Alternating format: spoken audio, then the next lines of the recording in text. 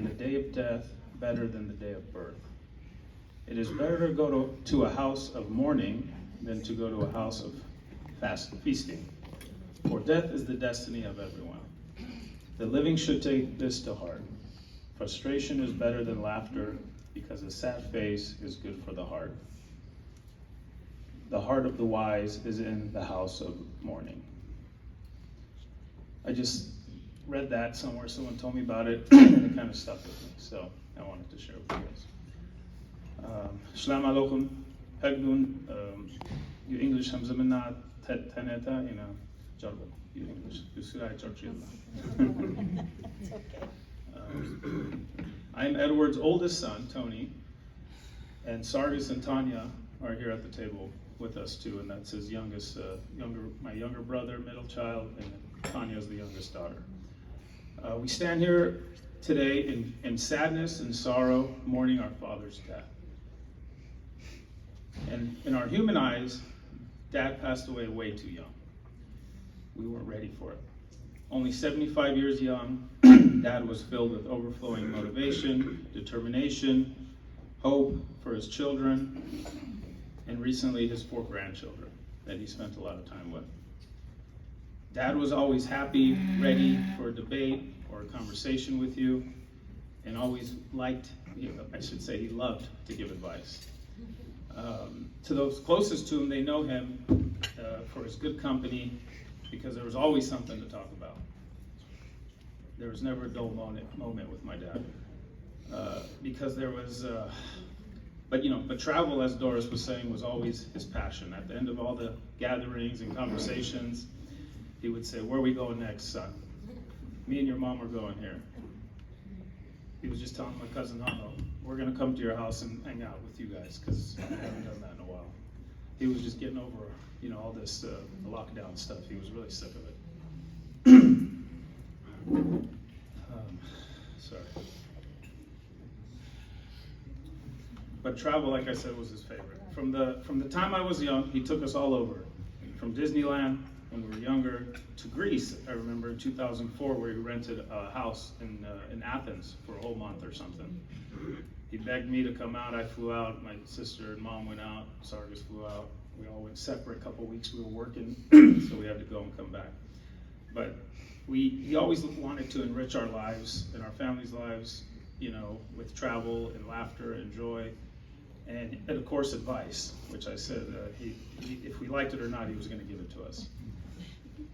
I attribute much of my success to him, as he taught me at a young age about work ethic. From getting my first newspaper route, making me wake up at 4 a.m. as a kid, I thought was torture, to deliver it to my first pizza parlor job, which he must have knew the owner, because I got hired there. He found me. In later years, he had his own business, carpet and painting business, and he really took pride in that. It was tough work, but it really taught me the value of $1, because he used to come and make me do labor for him, and he used to pay me. But it was I found I learned very quickly that I didn't want to do labor, and I think that was his point. He wanted me to work hard, bust my back while I was young, so he could tell me to use my brain. Always used to tell me. Dad loved people, and he loved everyone and learning from everyone. I remember going to these jobs with him, and it would really annoy me because we would work for 45 minutes, and he would spend another 45 minutes talking to these people. And I'm like, "Dad, we're done. We got paid. Let's go." I'm a teenager. I want to go do stuff. But he really loved people. He wanted to learn from them, and vice versa. He always gave his advice. It used to annoy me, like I said, but in later years I learned Dad was a sponge. He was just soaking it all up, and I knew that because many months later he would bring up things like the Nasha and say, and then go on with the story. It was a life lesson to be learned from it. Dad was a simple man. He would just go to work and come home to my mom's home-cooked meals, which was a must, because I remember a few times my mom maybe missed it, and he let her hear it. He would just talk about his day with us and people he met. He was so excited how, he learned from somebody and how we could better our lives. This was almost a daily occurrence when I was young. As I look back now, I realize what a great mentor my dad was to me by showing me how to work, use my brain, and love as he loved my mother. In recent years, they were inseparable, going on, their picnics in the park and lakes. And I used to get calls from him like on a Wednesday. I'm like, Papa, so I used to go by force and go sometimes and hang out.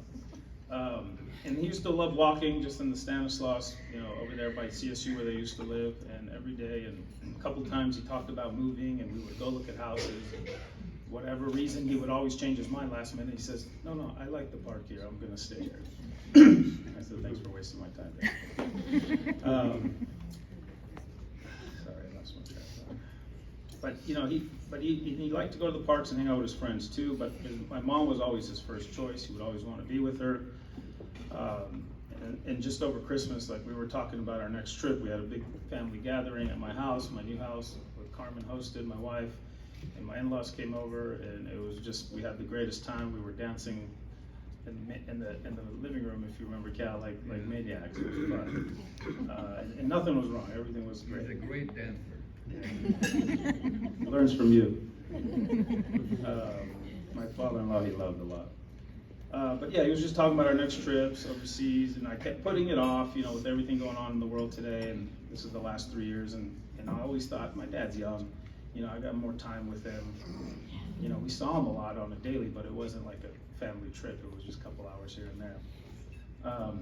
But